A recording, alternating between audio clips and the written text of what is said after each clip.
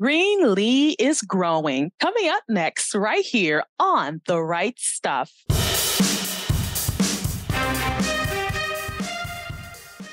Hi, and welcome to The Right Stuff. I'm the Queen, Parker J. Thank you so much for joining me. Today, we are going to be talking to my guest co-host and contributor today, children's author Anthony DeStefano. He is the author of the children's book, Greenlee Is Growing. Let me tell you, this book is a wonderful addition to your children's library. It has scrumptious illustrations, lovely rhyming words, and lots of interest that is going to keep your young one just going through the pages, looking for new things to point out, to learn, to grow. And there's also a wonderful message about Greenlee is Growing that I can't wait to share with you in just a few moments. As always, we want to thank our Patreon team for their support. We have been showcasing Christian authors worldwide for the past 9 years. And as God gives us grace, we'll continue to do so. To find out how you can help out, simply go to patreon.com/rightstuff and see what you can do. And as always, we covet your prayers. To stay up to date with PJC Media, subscribe to our YouTube channel at PJC Media, as well as pjcmedia.net. Click that pink follow button or that subscribe button, and you'll never, ever have to miss a show. Thank you so much for your support of my newest release, A Chance for Zhao Xin. It's part of the Last Chance Bride series that was created by Christine Sterling. My book is book number 23, and your response has been absolutely phenomenal. It's available exclusively on Amazon, so go ahead and get your copy today. And so without further ado, I'm going to introduce our guest co-host today, Anthony DeStefano. Anthony, how you doing today? I'm doing fantastic. Thank you so much for having me, Parker. Love your show. And thank you so much for taking time out of your schedule to be here with me today. I never, ever take it lightly. And with this book, we have an opportunity to really impact some wonderful knowledge onto our children. In Greenlee Is Growing. I can't wait to tell our listeners about it. But before I do that, I always ask, tell us a little bit about yourself. Well, I come from Brooklyn, New York, and I always wanted to be a writer. Before that, actually, I always wanted to be a doctor. I wanted to be a doctor and I wanted to be a writer. Those are the two conflicting desires that I had from the time I was a little boy. And I think I would have been a doctor, too, had not a couple of little things gotten in the way, like organic chemistry and integral calculus and girls. And that's when I started thinking about becoming a writer again. I wasn't very committed to my faith at all for many, many years, especially in my 20s. But then I started reading some C.S. Lewis, who I'm sure many of your listeners know.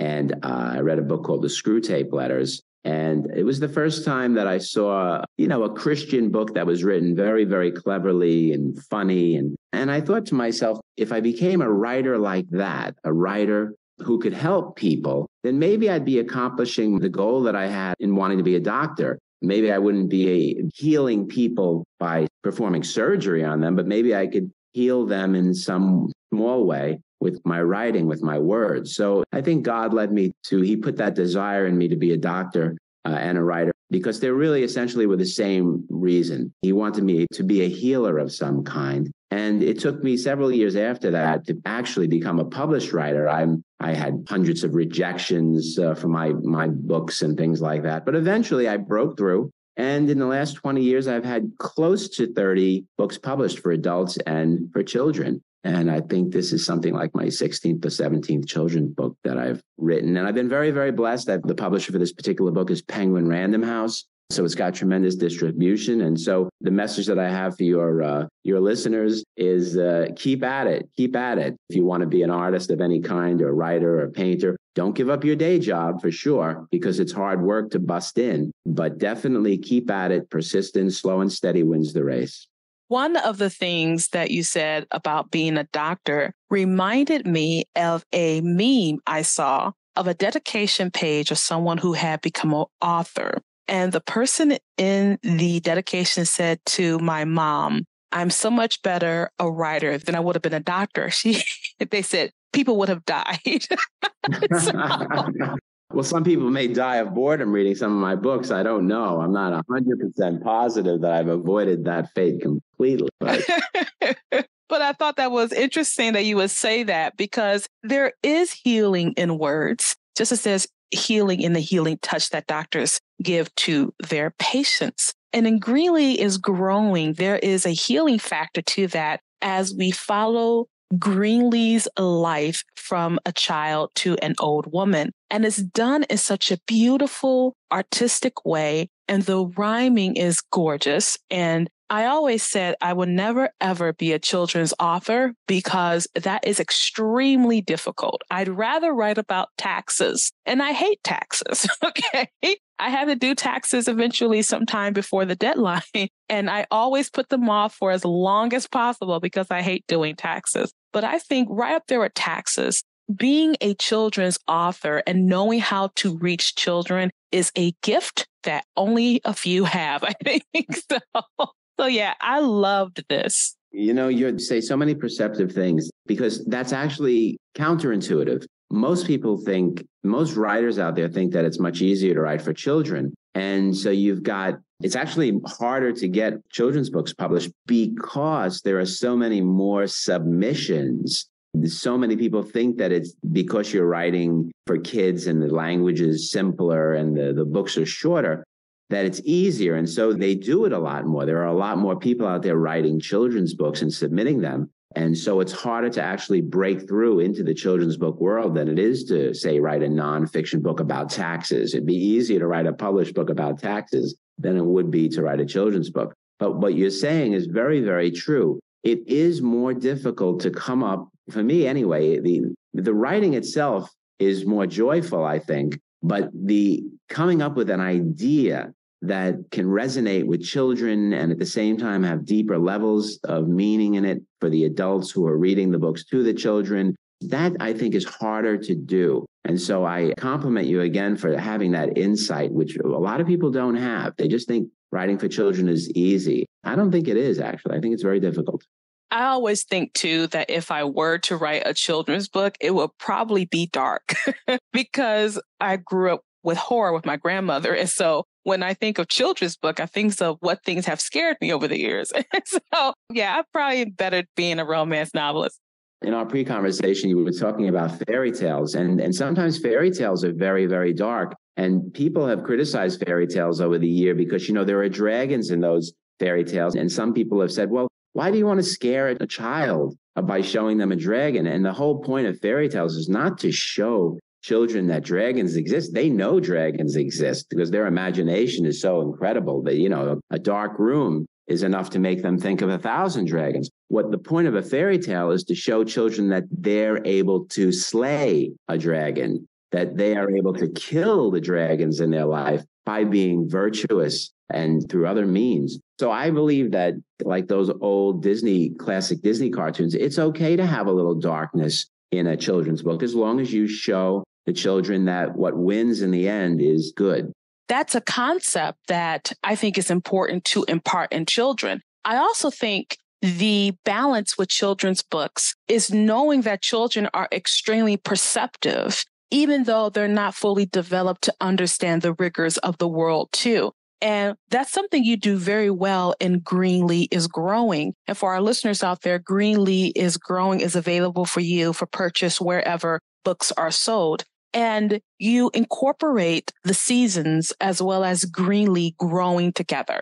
And when our parents get a chance to look at this book, you're going to be blown away by the very scrumptious details of the illustrations, as well as the opportunities to really discuss the book with your children. Because I don't believe that reading to children should be the only thing you do. You do want to invigorate their minds, invigorate their thought processes, and help them understand certain things of the world. And what better way to do it than through the seasons? And so we begin the first part of Greenlee Is Growing in the first season, which is spring. But before I do that, I would love to get the genesis of this story and how it all came to be.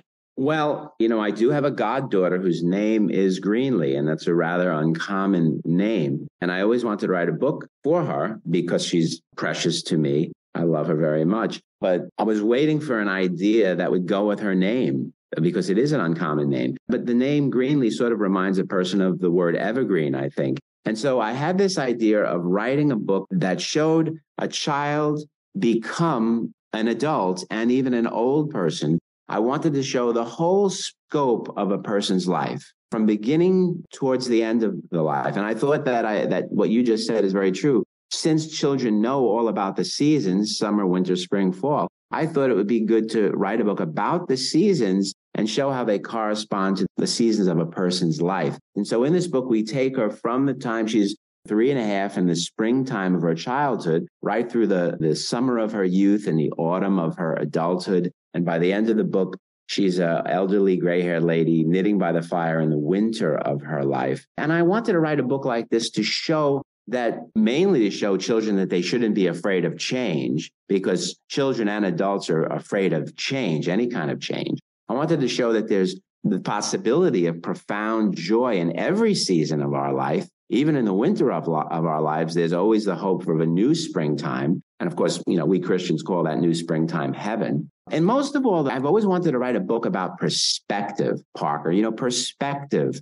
There's so many adults and children today, they're so concerned about me, and instant gratification and instant pleasures. Everything is about what I want and what I want in this moment. And if I don't get what I want, then watch out. But that's the recipe for a very unhappy life. You have to think about the big picture, because many times we don't get what we want in the present moment. What we get in the present moment is pain and suffering. So to show the big picture of life, that's something I've always wanted to do in a children's book. And to make one little diversion, the old monks in the Middle Ages, they had a quote in Latin that I like a lot. Quid hoc ad eternitatem. It means, what is this in light of eternity? What is this little problem I'm having now in light of my whole life, in light of the big picture, all the, suffering and death and heaven and hell and all of that? Having a future, a vision of the end of things, of the future, is what helps us to be able to deal more with the irritating and painful things that we encounter on a daily basis. And it helps us not to live in anxiety and overwhelm.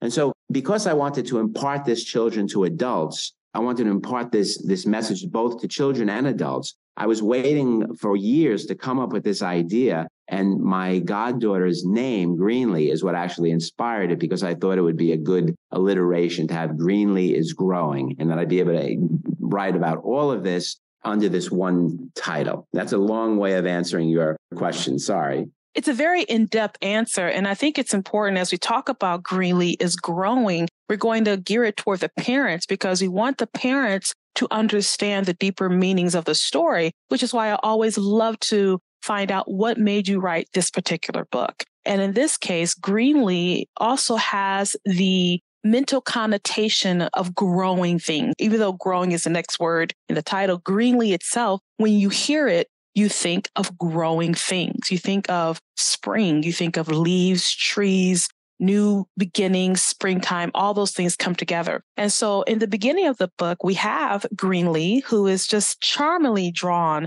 by, her name is Louise Ellis. So we want to give Louise Ellis a shout out, because if you want her to probably do your book, we'll go ahead and contact her online. But we start off with Greenlee in a field. And I'm just going to read the first part of this. It says, springtime is here. Springtime is here. Snowstorms are gone and flowers appear. Bluebirds are singing. Church bells are ringing. Roses are blooming. Upward, they're zooming. And that's just the beginning of this lovely rhythmical story of Greenlee. And when you look at the pictures, she's surrounded by flowers, and they're pink, yellow, green. There's lots of points of interest in this story to really hone in about springtime. Now, let me ask you this question now, Anthony. Which season is your favorite? Well, my favorite season, it would have to be autumn, the fall. And I think that I would say that most writers or musicians or painters, and you can tell me what you think about this, because I know you're a great writer. I think that the fall is the season that encourages a person mostly to be reflective and to think about the end of things, like I was speaking about before, because fall is, a lot of things are dying in the fall. The leaves are dying. And so it makes us think about, those important matters, and helps us as writers then to think about important subjects. So that's my that's a whole discussion we could have when we get to the fall, if you like. But that's my favorite season. My wife's favorite season, of course, is going to be summer. And I think my second favorite season would be spring, because it's so beautiful and because life is new and everything is growing and beautiful. Then we get to summer, like you just said, and you just say, summer is here. Summer is here. The days are much warmer and rainbows appear. And I have to be honest, summer is okay. I don't mind summer, okay? But I don't like bugs. And if I could stay indoors during summer, surrounded by air conditioning, because I am a city girl, that's my perfect summer. And if I could have like a shield around my house, protecting me from every bug that came in, I will feel even better. So, yeah. I'm with you. I think we're in the minority, Parker. I think we are in the minority. I don't like the heat either. I live in New York, and the summers can be brutal there. Of course, what I do in this book is I show, like we were talking about springtime. Yes, the nature of springtime is to have all these growing things and flowers. The nature of summer is to have, I think that the illustration is of the girls surfing on the water. The seasons of life that they correspond to, though, childhood and springtime is all about the world being new. It's a magical golden period inside the head of a little baby, let's say. It's just like the seventh day of creation. Everything is new. The universe is new. That's the time of wonder. And that's why I use the word sacred in the springtime section. In the youth section, aside from the bugs and all of those unpleasant things, that's really what I'm comparing to youth. And youth is all about freedom and first love. And, when we're first introduced to the great loves of our life, like music and books, and it's the awakening of your creative abilities, and you have no real responsibilities yet. You usually no mortgages or children yet. So youth is a time of freedom. And so in this book, what I'm trying to do here is I'm showing the seasons of the year and what characterize them. But hopefully the parents will be able to talk to their children more about the seasons of life that correspond to those seasons of the year. The next part, of course, as we were just talking about, Anthony, is autumn. And you say here, autumn is here. Autumn is here. Red, golden, brown leaves and pumpkins appear. Kids trick-or-treating, holiday eating, bonfires blazing. The smell is so amazing. And I just know for our listeners listening, you can probably smell it already. As you're hearing those words, you can see yourself outside of the bonfire with the kids, marshmallows, pumpkins, Halloween, and all of that. And you were talking about how a lot of artists like the season of fall because it is so pretty. So yeah, you did a great job with this particular scene, Anthony. Thank you very, very much. Yes, it's my favorite scene. And you mentioned in our conversation we had the show before the show started that I thought you said something very true, that autumn it makes you reflective, not only because things are dying, and that makes you think about more important things in life, the end of things, including your own end, but because it's so beautiful. It's the combination of the beauty, which we know is the result of the leaves dying. That's the strange thing. And it's that combination of the most beautiful with the most serious that makes autumn such a favorite time of the year for musicians and writers and painters. I think, too, it's the very interesting mix of how beautiful things are when they die. And so I love that. And then, of course, we get to winter. And I tell you, some of the most beautiful things you see are in winter. And with that, I got to read the winter segment here. Now, for our listeners out there, when you're reading the book, there's more to this than what I'm reading. I'm just reading you some quick excerpts so you can see how the book is collated, as well as see how you can have the opportunity to talk to your children about perception, seasons, change, growing, dying even. Lots of things are going on with that. And so winter is here. Winter is here. The days are much shorter and snowflakes appear. Carolers singing, jingle bells ringing, grandkids are skating, hot cocoa's waiting. And again, you have this thing where as you're reading the words, you can imagine it in your head. And for those of us who love hot chocolate, for me, with marshmallows, you can just see yourself holding the cup in your hand. And let's say you're cold and you come out from shoveling the snow or something, and you get that cup of hot cocoa and it just warms your hands. It's almost like the best feeling because you were so cold and now you're so warm. And again, this shows just how much things are intertwined with each other. The change and the permanence all wrapped up together. And that's what happens in this story as we see Greenlee is now an old woman. Now, some people would have said, why couldn't you just keep it in summer? Why couldn't you just keep it in spring? Why does she have to go through it as an adult? And what's the message you want to tell that particular listener out there today? Well, children and adults, but children are really afraid of change. Imagine if you were small and everything looks so big around you. The world is a big and frightening place. And all the experiences that we adults treat as commonplace are really totally new to children. Going to get a haircut, going to a doctor for a routine checkup or a dentist, first day of school, moving into a new neighborhood, or more serious things like the death of a pet or the death of a grandparent. Any kind of big change is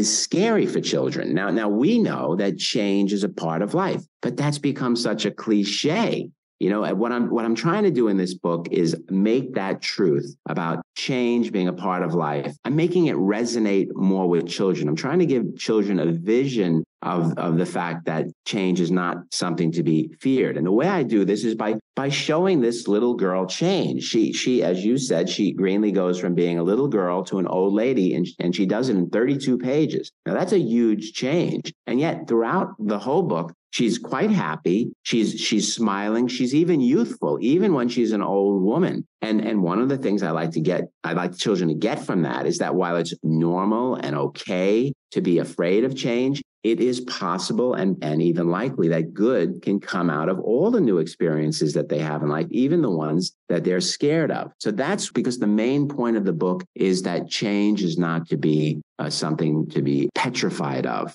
And so that's why I couldn't keep it in the summer. I also think, too, that adults can be afraid of change, particularly as we get older and as we get toward the latter years of our life. And we want the security, but we also understand that security is fleeting. But what is the same is us, even though we change. And so we can affect how we view the world through our own eyes. Because that famous saying is, you can't control everyone else. You can only control yourself. And so I can see this as a message for adults, too, as they're sharing it with their children. I think they'll be full of wonder as they read the book, also reflective, but the adults are going to see Greenlee is growing in a different light than children. And that's the whole point, that you were effective in showing this isn't just a children's book. It's a parent's book, too, because as you're reading this to your child, you're going to realize that your Greenlee is growing and you won't always be able to do this. So what are you going to do with the time that you have with your Greenlee? And so I think that's just a timeless message here. And even in the book, it says it's just a timeless story of faith, fortitude, and gentle joy that people of all ages will love. So what I want to encourage you out there, dear listener, is to go ahead and pick up your copy of Greenlee Is Growing, available wherever books are sold. And Anthony, thank you so much for being with us on the show today. If people want to get in contact with you, where can they find you online? Well, if they don't mind my long Italian name, I do have a website, www.anthonydistefano.com. And if you Google that, even if you spell the name wrong, I'm sure you'll find me. And there you can find all my books. I don't sell any books on my website, but you can see all of them there. And a little bit more about me and about the kinds of books that I've written for adults and children. So thank you so much. This has been,